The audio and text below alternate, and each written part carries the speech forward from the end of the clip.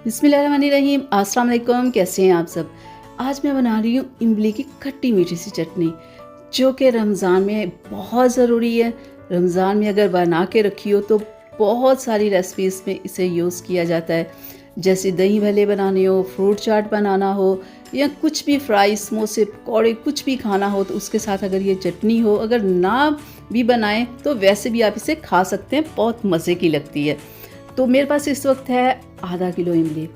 ये मैंने देखे कितनी फ्रेश, कितनी साफ़ सुथरी सी इमली ली है। आपने बिल्कुल ऐसे ही लेनी है, ठीक है। अगर इसमें थोड़ी सी मिट्टी या कुछ भी ऐसा होगा ना तो आपकी चटनी बहुत ही जल्द ख़राब हो जाएगी।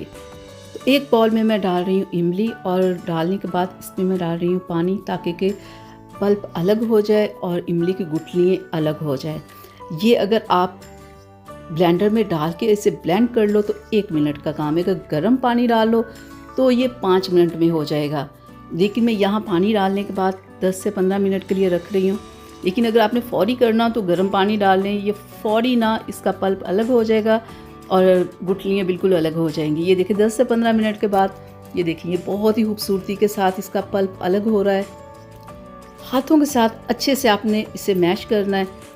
तो ये देखें, ये गुठलियाँ बिल्कुल अलग हो गई है। इस तरह से हम इन्हें निकाल लेंगे। एक प्लेट में अलग मैंने कर ली हैं। तो अब इस पल्प को हम इस तरह से ना, कोई भी छाननी जो आपके घर में उसके साथ इस तरह से आप इसे छान लें, ताकि कि जो भी इसके अंदर कोई बीज वगैरह ये देखे जैसे हैं वो निकल जाएं। तो अब मैं गैस के ऊपर मैंने रख दिया पैन को, उसके अंदर मैंने ये पल्प डाल दिया है और साथ में थोड़ा सा पानी मैंने डाल दिया है। और इस तरह से जब आपको लगे कि ऊपर बबल्स आना शुरू हो गए हैं तो थोड़ा सा हम इसमें काला नमक डालेंगे, थोड़ी सी लाल मिर्च, और थोड़ी सी हम कुटी हुई लाल मिर्च इसमें डालेंगे, और भुना हुआ थोड़ा सा ज़ीरा इसमें ऐड कर देंगे, और फिर इसे हम अच्छे से पकाएंगे। और ये कम से कम आपने 15 से 20 मिनट इसे पकाएं, ठीक है। और फिर इसमें हम डालेंगे 1 प्याली चीनी। बहुत ज़्यादा अगर चीनी डालेंगे तो वो बहुत ज़्यादा मीठी हो जाएगी। बस इतनी ही हमने चीनी डालनी थी। तो ये देखिए अब पक के 15 से 20 मिनट, फिर ये देखिए ये कितना खूबसूरत सा कलर आ गया है। तो जब इस स्टेज पे आपकी चटनी आ जाए तो फिर आप कोई भी ड्राई फ्रूट्स वगैरह इसमें ऐड कर सकते हैं जो आपको पसंद हो।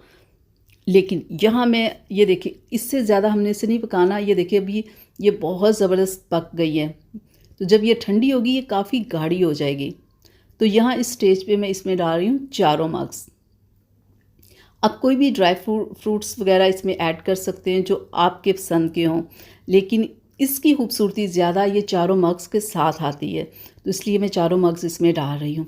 तो यहाँ पे हमारी चटनी मज़ेदार सी रेडी हो गई है। तो चलिए अब हम इसे कर लेते हैं थोड़ा सा ठंडा, और ठंडा करने के बाद मैं आपको दिखाती हूँ इसकी फ़ाइनल लुक कि हमारी चटनी कैसी बनके तैयार हो गई है। आप इस चटनी को अगर फ्रिज में रखेंगे तो 3 हफ्ते आप यूज़ कर सकते हैं।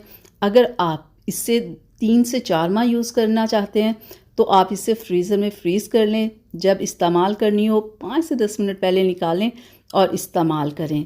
उम्मीद करती हूँ कि मेरी आज की रेसिपी आप लोगों को अच्छी लगी होगी। तो प्लीज़ इसे लाइक शेयर ज़रूर कीजिएगा। मेरे चैनल को अगर सब्सक्राइब नहीं किया तो प्लीज़ सब्सक्राइब कर लें। मुझे इजाज़त दें। अल्लाह।